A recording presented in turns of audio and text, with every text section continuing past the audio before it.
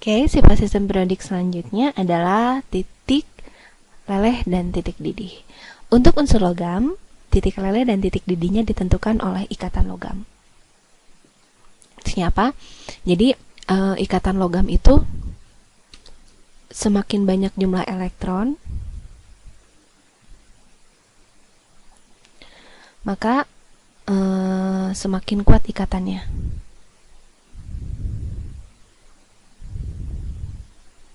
Nah, kalau ikatannya semakin kuat, maka nanti titik leleh ikatan logamnya akan semakin besar.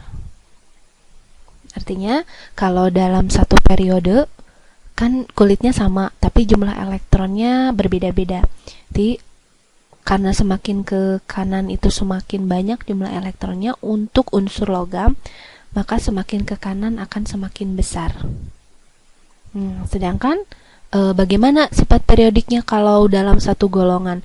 Karena satu golongan itu elektronnya sama-sama jumlahnya, maka nanti yang menentukan adalah jari-jarinya. Nah, kalau adik-adik perhatikan, ini jari-jari yang jumlah jari-jarinya pendek, ini jari-jarinya besar.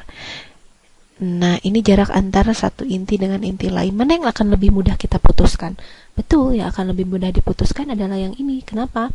Karena jaraknya semakin jauh. Kalau semakin jauh kan semakin mudah putus. Artinya, semakin ke bawah untuk ikatan logam itu kan semakin mudah putusnya. Sehingga nanti semakin ke bawah itu titik lelehnya akan semakin kecil. Berarti kalau semakin besar itu titik lelehnya semakin ke atas. Kalau untuk unsur logam.